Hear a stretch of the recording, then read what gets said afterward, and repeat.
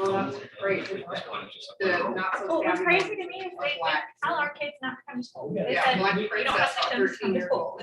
old. We had, And then they said this over 98.7. That was her. She was 0.1 over. Oh, good, good, good. Does he have a little older too? So if Liam was bring along. She's never Oh, yeah. had a fever over like Kids, 98.8. no, that's a different story. They at Trinity, they don't even look at it until it's over 100. Yeah. That's normal. 100.4, I think, is the threshold. Strange. No, the dogs would never do. She do the things that make people go to dogs. She's available. No, yeah. Maybe they're trying to do another. Oh, yeah, see, sometimes you get an older cow that like the kitten. Yeah. The other day, they said, hey, we got. Chuck Wild guy wants to carry. I finally had one lived till it was 21. Yeah, I would assume that it's paid for a long time. You said that, a right? very long time. They never call last And week. the dogs are, they're both Okay, teenagers. we're ready to go whenever. All right. They're all old.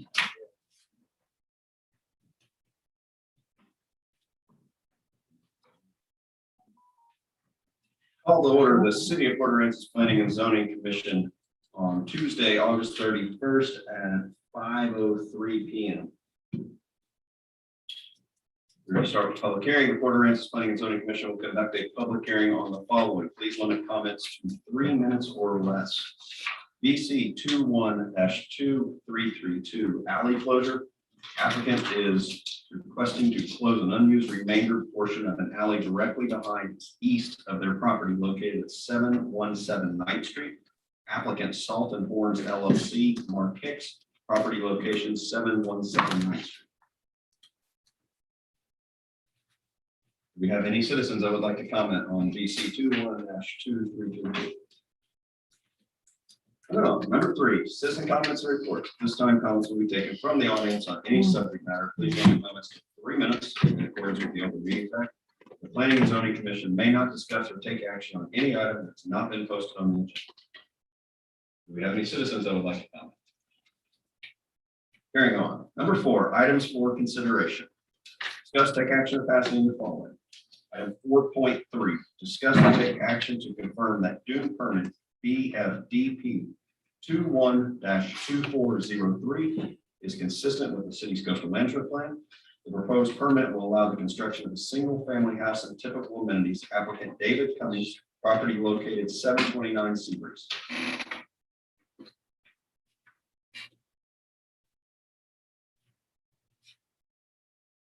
I got some questions. All right, I was actually Getting- getting. Break it down. Yeah. Love to think. Yeah, the package. All right, so this this has a little bit of an interesting history behind it. The adjacent property was improperly, contrary to our coastal management plan, graded. The explanation or partial explanations, we had sent out blanket wide letters regarding post-freeze brush that was creating fire hazards. And this particular contractor had cleared some other legitimate dead brush. It was in a clearing mode, and this was family-related property. He went over there to clear the brush, allegedly not understanding that it was in the dune protection area, and it did have some impact to the I'll tie this together to the dune permit that we have here, this application. As a side note, they were cited. They are in the process of obtaining the dune permit. Notified GLO that they did impact it. Like I said, we did take punitive measures. Gave them a nasty letter explaining how serious those things are and that they have to restore it. And so like I said, they're in the process of getting a dune permit, but it did have some impact on this one, which is why some of the comments you saw. But again, Seabreeze, the Seabreeze development again is an established, kind of long time established development. The graphics, I think the explanation, 485 cubic yards being impacted, 7,800 square feet of vegetation. They're compensating a little bit more than that, I think 490. cubic yards of compensation, 7,900 square feet of vegetation.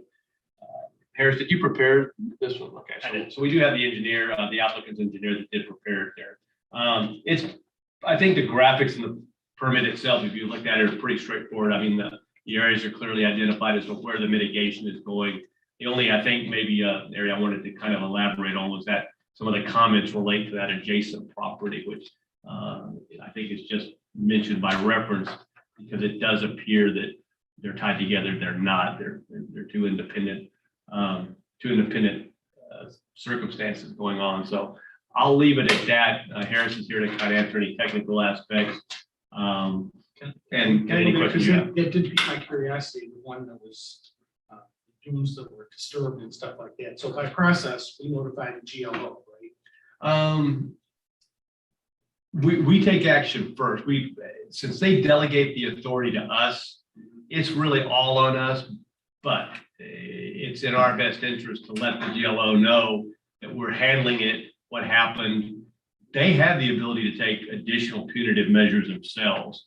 But by the coastal management plan, they delegate that to us and have a certain expectation that we do their will. Can I ask that we validate that only because when I read the Port Aransas ordinance codes on chapter 16, kind of alluded that we only had 24 hours to notify them. And if not, if we didn't notify them, the city could be at some type of risk. So I'll just ask you to take a follow-up on that, just to make sure that we're all tight on that. And I'm not sure if there's ever been a circumstance that we have not notified them. within Okay, 24 hours. I just want to make sure everybody has a clear understanding. But they have been notified. Yes, they have. And- And we did notify them of the penalty, the punitive measures. We notified the applicant that even though we're assessing them this penalty, which is consistent with what we've done in the past, that doesn't preclude GLO from taking additional action, which to my knowledge, they've not. But we're waiting on the, like I said, what we told GLO is that per their own guidelines, we've asked that they be restored to either pre-disturbance conditions or apply for the permit. And then ultimately it'll be up to you guys to decide and really ultimately GLO if they'll allow a dune permit or require them restore it first. And then, so You it's never kind of, know. So you guys will see that new permit at next month's meeting. Okay, all right. So I just wanted to This is make for sure. the I- neighboring lot. this is for the neighboring lot, but there's references on this permit. So I wanted to kind of preface it all that with that So long. story, you can read it. So this permit looks like their property was disturbed and they're taking action to restore it and maybe enhance it. Correct. So it's As corrective part of the action process. to get there. Did I read that right? Yes, so, hi, Eric, graduate engineer, urban engineering. So our plan as of now is to mitigate all critical dunes on site and to create a mitigation dune that is larger in volume and in surface area to more closely resemble what a dune should and be more according to the coastal management plan. Because after they build the house that they're proposing and the accidental impacts are accounted for, there's no critical dunes on that site.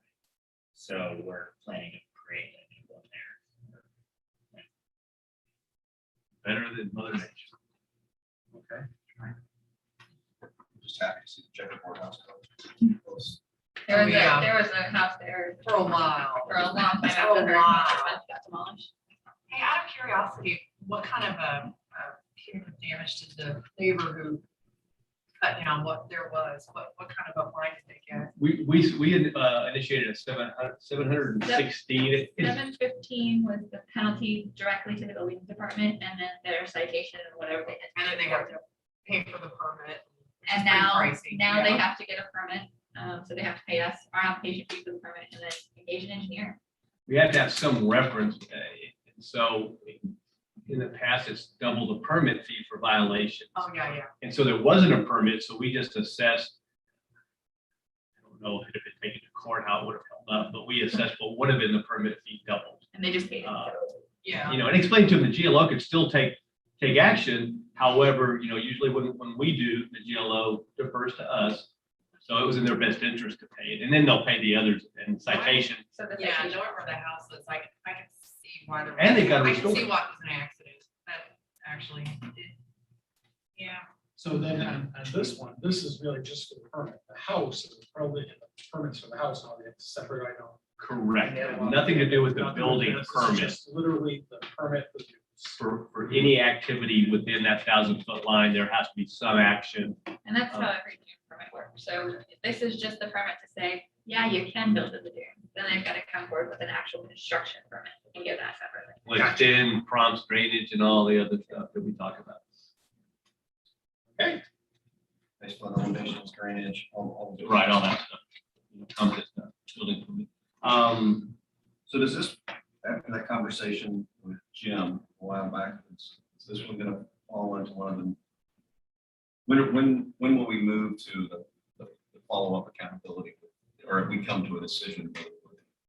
I know we had Jim come in here and say, this is my idea, or this is what I think, Question. So this would be the first dune permit in that kind of realm. We come up with it? I think we talked about it. I don't think we ever had this is the decision, this is how we're gonna move forward. Came up with a thought that the engineer of record would come back out and verify that it was done because he had all the topo points and everything set. So the burden was on the burden was on the applicant. I mean, my understanding was that's what it was. We could do it via policy. I mean, when the comprehensive plans were written, we could possibly codify, but in the meantime, I think we can just require that as Applicant needs to it's sign what off. we require as part of the new permitting process. And Harris, I don't know if you're how familiar, I think you've been in part of the discussions anyway. It's just the follow-up that the mitigation's actually been done, completed. And I think even your boss thought the best course of action would just have the engineer certify it. And I think this is probably a good one to start with Yeah. because it's one that'll get built immediately. And since you're doing the other permit for the other impacted area, it actually works out quite well for you guys to do them both. Awesome. So this will be the first one. Sorry, this has been something I've been pushing on for a year, so it's. Well, and it'll be the ones that are difficult for ones since the coastal management plan gives them 3 years to complete it. They know we're even having some dialogue with GLO as to some of the start timeframes, but regardless of that, it's when they don't, when they come in and get it entitled, we approve it, and then they don't move forward. Actually, which is one of the permits that we'll talk about, we're gonna pull it, but it's kind of a situation. That's the difficult one when it's done and nothing happens. So what is there a They penalty for that? Or is there? start over. They just, if it expires and they haven't done any construction, they just start over again. It just stays, okay. Is that 3 years? Yes, sir. 3 years from when council approved it. Here's a quick question for you. On these little clouds and notes, when it says 490 cubic yards, 7905 square feet. So that's somehow you could take that kidney shaped object and say that's the total. Is that the surface area or is that if it was flat? That's the surface area. Okay. So, yes, I mean, you can read the black lines are the contours that are meant to be constructed to create that dune. And that's the area that is completely affected by this. Didn't know if it was in 3D or if it was just. Is all the material still there, So, just rearranged? so they actually will bring in material from offsite or three. Yes. Yeah, I know, there's some bounds there and all, but it, I mean, no material was removed, right? Some of it was removed, yes.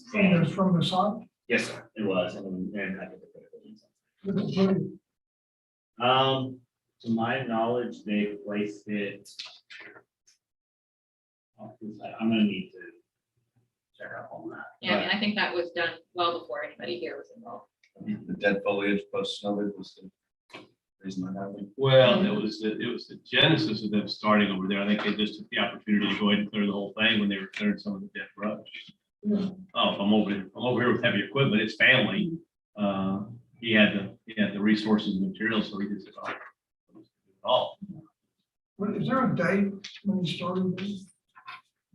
What's the I date? have to go Go back. back and look at emails when we Early first. summer, I mean, it was like May, Like this year? Mhm. yeah, Like maybe the very so? yep.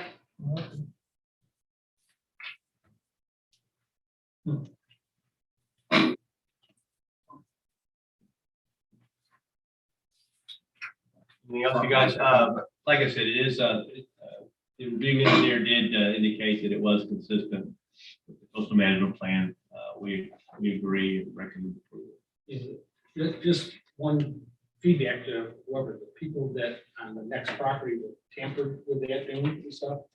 If they got $750 fine, they got off cheap, right? Because, Sounds like they're about to have to do their own dune permit though, so they're. Well, they are, they've already submitted. There's a, you get a penalty of $50 a day, up to $1,000 a day for violation, and the violation is every day you're in violation. So from May of this year to now, at $50 a day or $1,000 a day, paying a $750 fine Oh, is yeah. dirt cheap, right? So Sure. maybe in the policy, or maybe we can ask to bring it up to the city council, what should our, within the bounds of GLO, what should our penalty be for these types of violations? Because you don't want to, it has to be significant enough to discourage, to deter further stuff. So, It is, but remember that the recourse there is they've got to restore, they got to fix it. So not only, oh, I so they got to know, bear the. they have to fix it again. So, it's a good slap on the, the problem is we take it and it gets to court and I think this is probably in Nicole's and my tenure here, maybe the fifth, fourth, Third, third. June permit So it's not a big violation. problem. It's not. Yeah. And all That of makes the me feel better. violations that have happened, apart from probably one, were people that weren't aware. And so people that weren't aware and that were immediately working to restore it. Yeah. I think that stiffer penalties are probably for the people that are doing it intentionally and without regard. And if it's not, for several years, if you have 3 of them, Yeah, probably not. gonna do it. I got over a decade on Yeah, it. 10 years. Every 3 years. Is a scale, is this a big faux pas or railroad or? In the GLO's eyes, it's catastrophic. Would these dunes really protect that much? Maybe not. Because they're already in a subdivision Yeah. landward.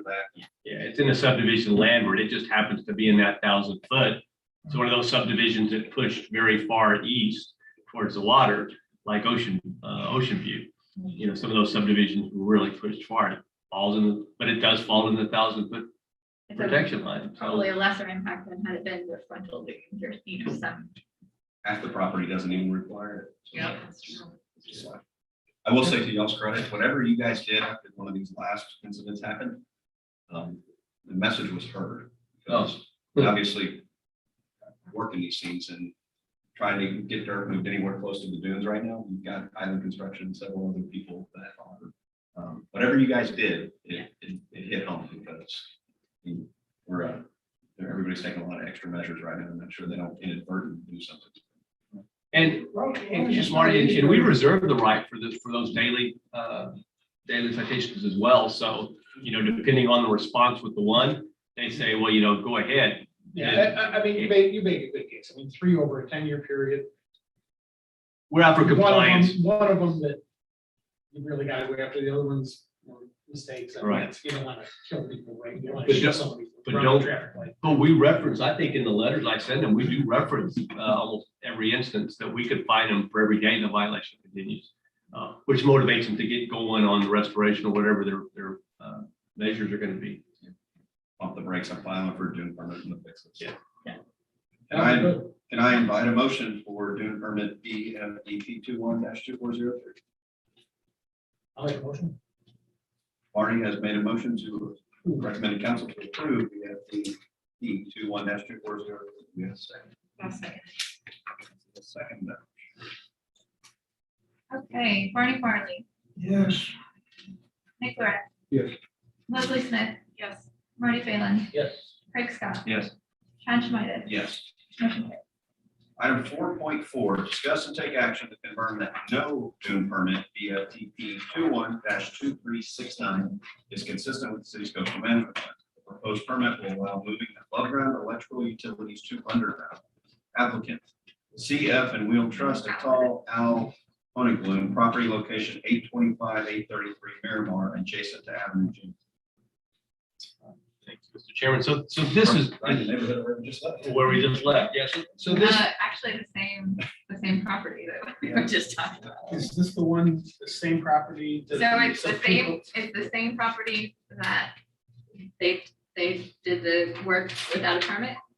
It's the same property, but it's a different person that's applying for it and for a different, completely different reason.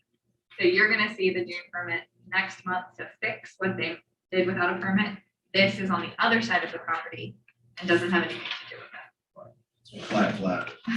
This is essentially to provide utilities. But again, even something, as simple as that has impact. And so every impact has to be addressed with some type of permit. So, Wallace mentioned it.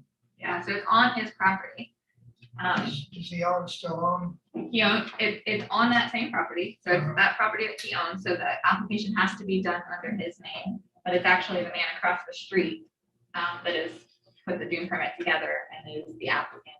he'll receive the benefit of the utility. That's why he's going to receive the benefit. So I assume the agreement was he go ahead and bear the expense, cost, time to put the application together to do it. Get rid of a couple of. That property that we're talking, I know this property pretty well from there all the way up to G is really flat to keep it mowed.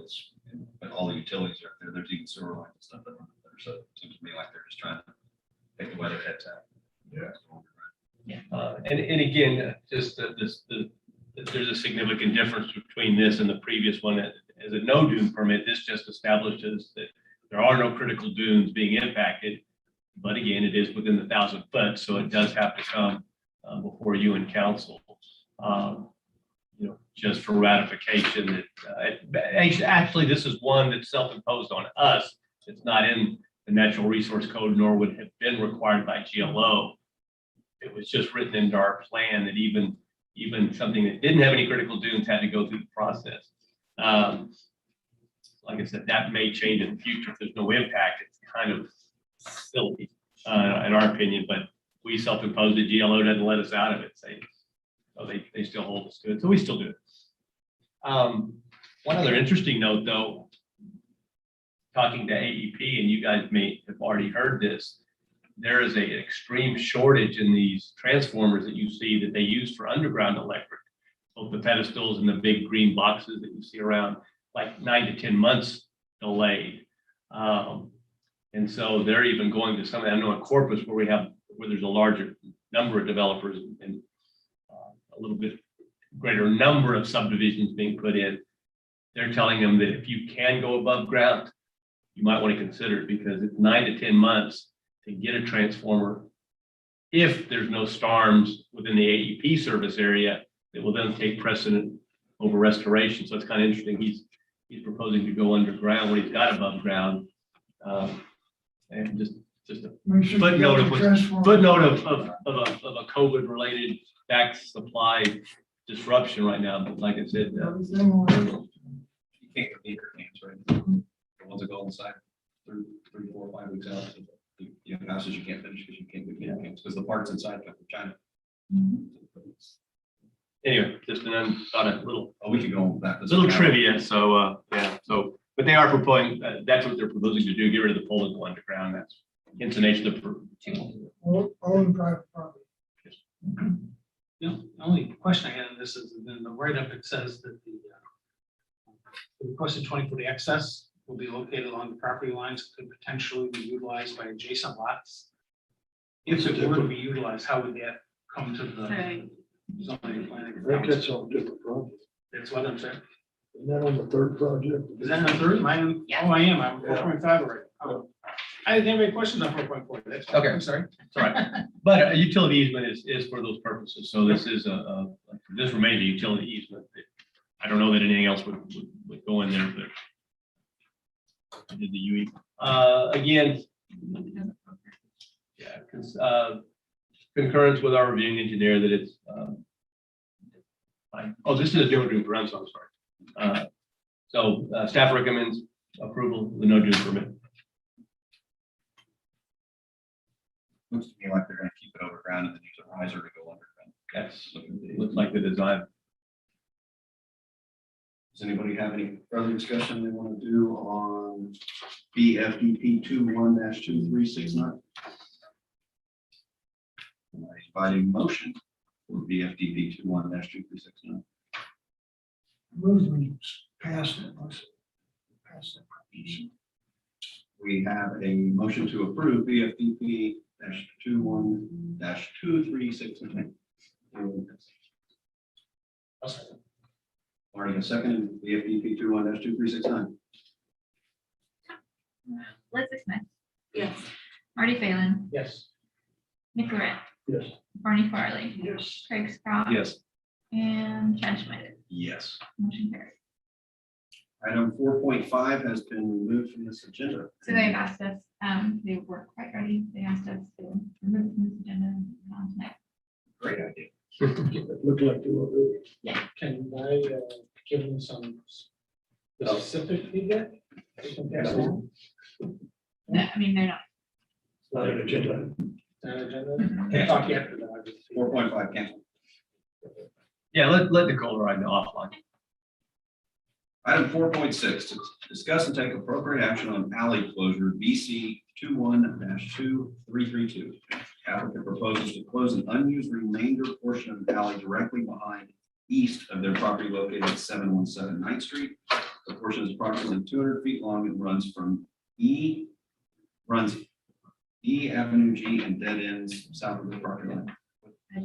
East Avenue G. East Avenue. Okay. So he's having a. Nicole's pulling it up behind you, and I'll let her kind of tell you though, that the one thing that,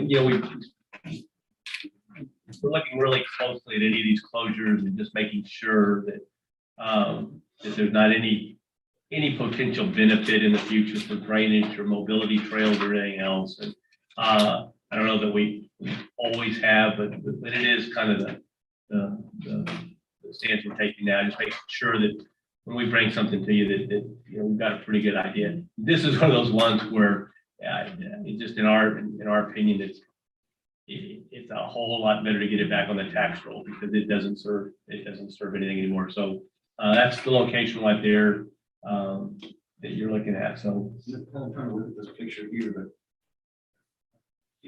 is the alley already inside a fence over there? So the alley's actually in the backyard and it's inside. the Most of fence. it. And the front portion of it close to Avenue G is a parking lot. So they're using it as a parking lot for one of the stores right there. No, sir, the yellow line is just the approximate location of the alleyway. Hang on, the fence is here. See where it goes from parking lot to yellow line? There's a fence right there where that yellow line is. And the alley is actually Half, northwest of there. that, half of the alley is on that side and half of the alley is on the other side of that fence, 20 feet altogether. 20 feet altogether. So as of Saturday, when we put packets together, there were no responses. Now, the store that used to be Bojan's, that is now called The Mirage, has responded and they agree with the alley closure. They would gain the most from the alley, 10 feet the whole length. and when a closure is proposed, any impacted property owner, our previous councils have pretty much indicated, and actually previous P and Z, everybody has to be in agreement. If anybody objects that has access to that alley, then we just simply don't recommend approval. We also, anybody that does request that, every property owner that will take possession of a part of it, usually it's half and half, does agree to replat it into their property. They can't just take it and nothing be done. It has to be replatted. And usually the applicant, if somebody's kind of ambivalent about it or apathetic, then the applicant who might have the greater use, we typically see they'll cover the platting. But regardless, whoever will receive those different portions, they do have to replat it as a condition. Until then, it's not officially closed. Becomes their property. It does become their property, right? Paying taxes. Right. Well, it just saves it in the future for, 10 years from now, they never replatted it, and then you got to go back and dig through the record away when we think it was closed. Do they consider it a full? Commission will consider a full replat or a minor replat? It depends on how many properties are involved. And that's something we should- It's actually for the property that's just to the south of his property. This property that's right here is actually involved as well. A little portion, about 10 feet goes into their property. Because that's actually where it dead ends. So they would be in, this property would be involved, this property would be involved, this property is the applicant, and this property. So if they all want to maintain the ownership of their portion of it and be involved in the replat, it would be a major replat. If any one of them sign over their rights to somebody else, then it would probably be. I have somebody who's gonna pay for it. Yeah, it technically goes all the way to Avenue G. Correct. Yes, sir. That's parking lot. We saw the same thing with the old Neptune. It's not, we're Yeah. not talking about that, right? We're just talking about, we're not talking about the parking lot. We are talking about the parking lot. Just, the residents. So, no, sir, we're talking about closing that entire section of alleyway, all the way from Avenue G, all the way to the back of that residence. So everybody that's next to it would gain their portion back. And the idea behind that is that during the planning process initially is that we extract roads and alleys from property owners. We make them dedicate that. And so the approach is that when there's a request like that, it goes back to from whence it came. So it goes back to whatever those properties, the Ramses holding tracks, Mustang State Land Survey tracks. It'll go back to those properties that we extracted it from back in the day. All four owners have to sign off on the replat, correct? So everybody's aware of what's going on. Okay. Everybody gets started. They also All right. have that notice That's the only question I that's have. part of the packet. And like I said, and they all have to agree or like I said, it would still come before you. We would just not recommend approval. Yeah. If anybody didn't want it. So Ron owns the entire, that stretch from the residence to the road. He owns that, right? I mean, he will. Say it again. Okay, the alley goes all the way to G. Right. Okay, so it goes to the parking lot, that's wrong, and that's wrong.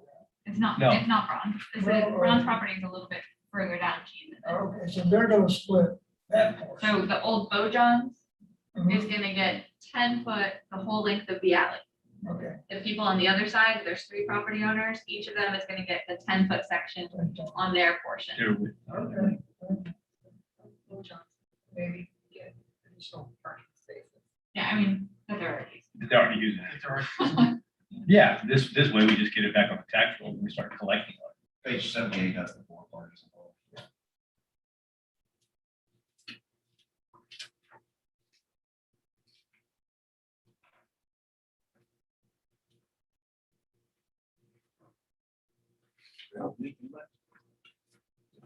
It from us. No questions. Anybody would like to make a motion on BC 21-2? I'll make a motion to approve. Craig Scott has Scott has made a recommendation to approve for BSTP 21-2, I'm sorry, on BC 21-2. Marty Farley has seconded the motion. Marty Phelan, Approve. Nick Lorette, Yes. Barney Farley, Yes. Craig Scott, Yes. Leslie Smith, Yes. and Chad Schneider. Yes. Motion carried. Item number 5, Planning and Zoning Commission comments and items for future consideration.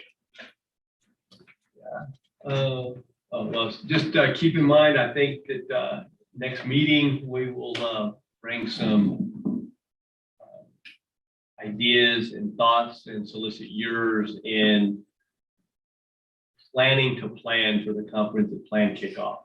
So that'll be a big part of the discussion.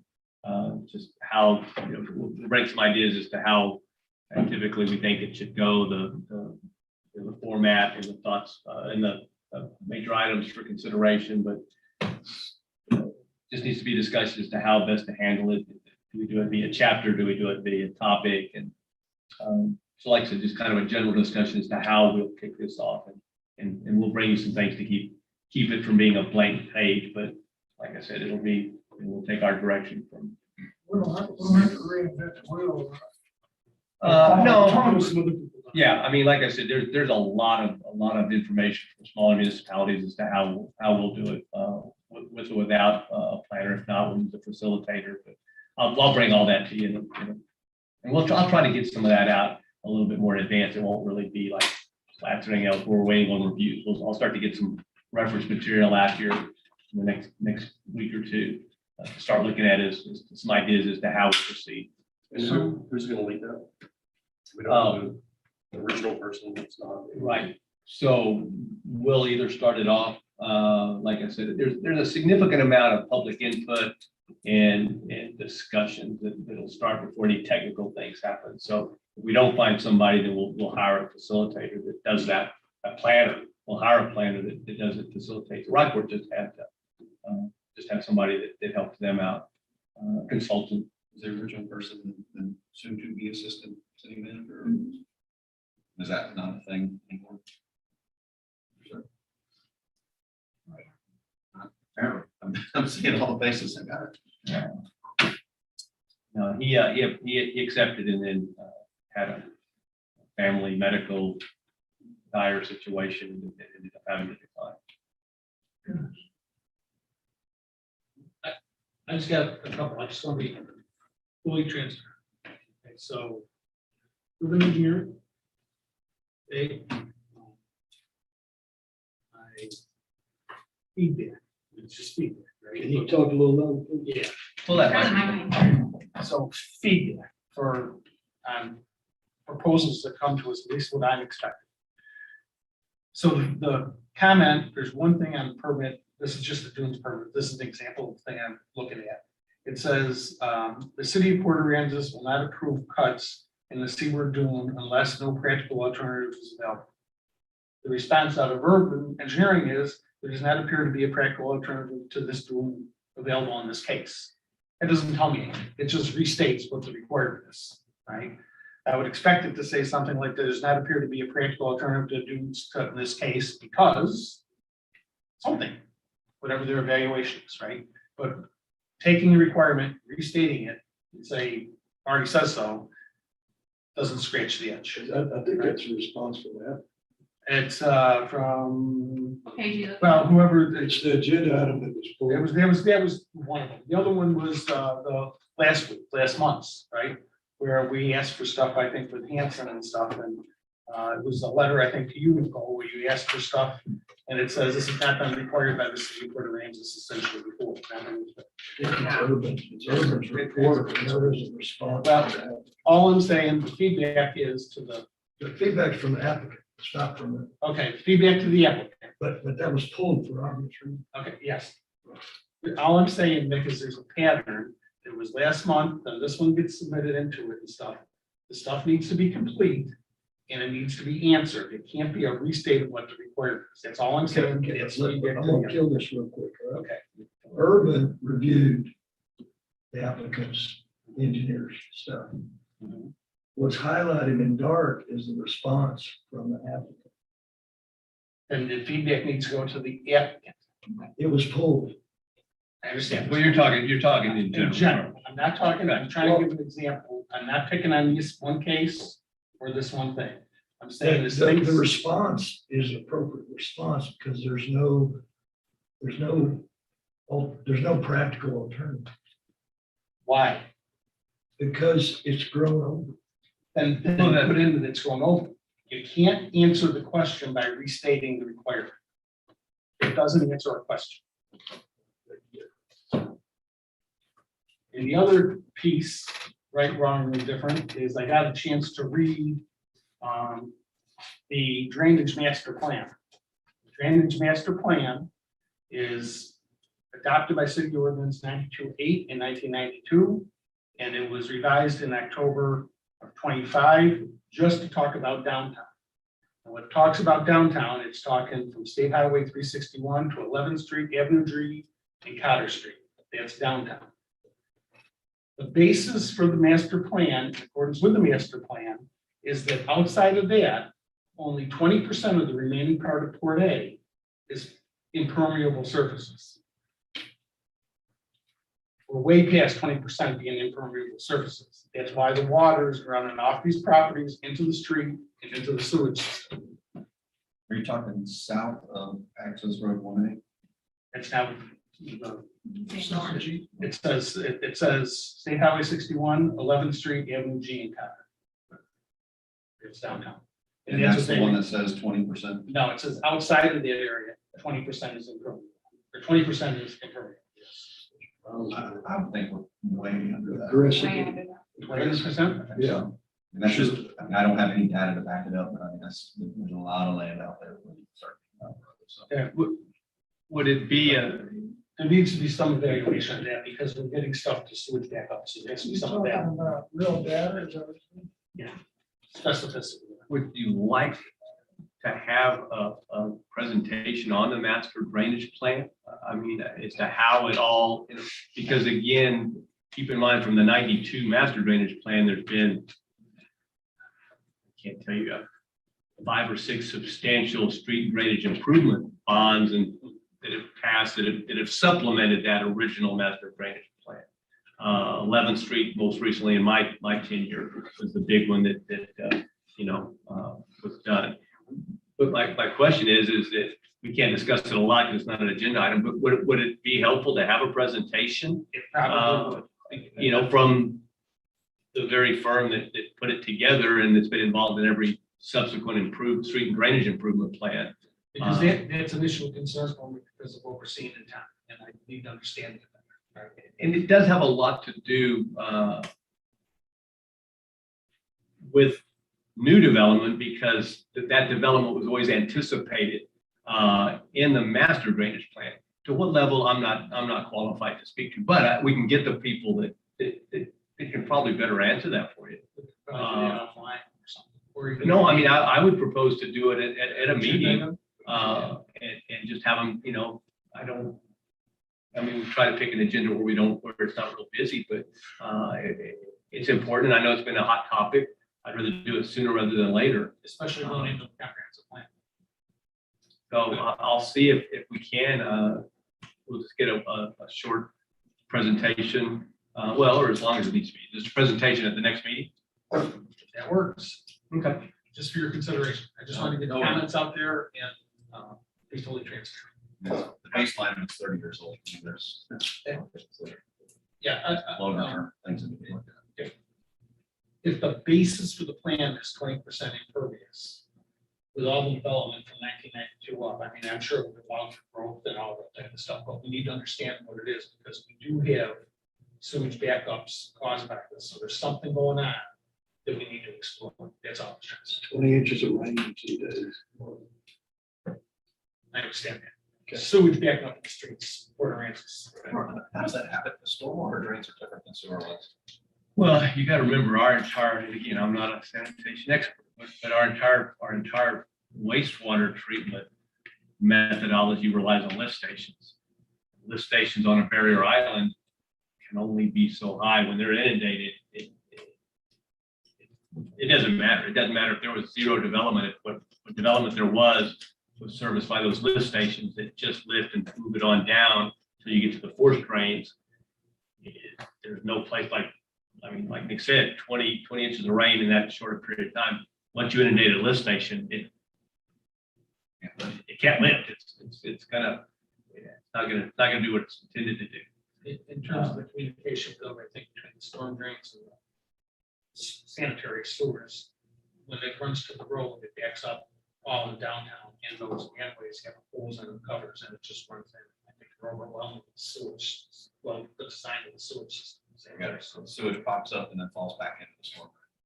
It overflows the storm and runs into the. Yeah, and this may be a two-part discussion. I know that current director of the water and sewer district, Scott, has addressed some of the issues, but again, let's get the drainage master plan. It's a good discussion, and I like to hear it personally too. And then maybe we have another one with the water district.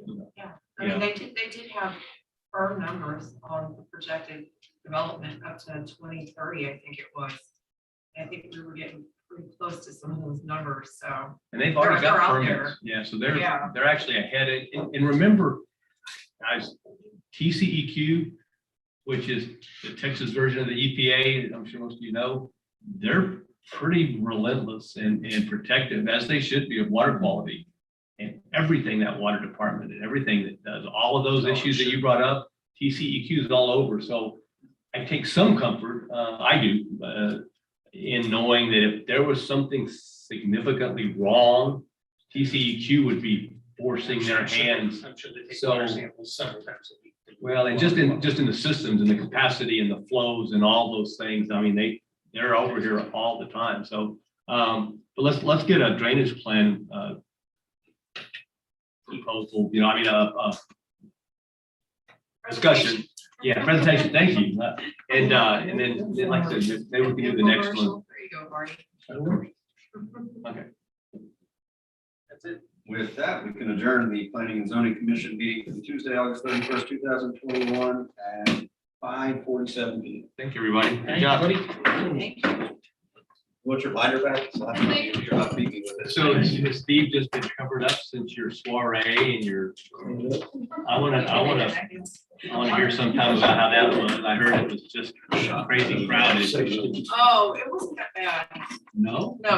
No, you're talking about our little vacation. Trip to South Dakota? Yes, it was wonderful. Did have quite a few people there, but I think they were Nicole, where would around. you like to? Take 'em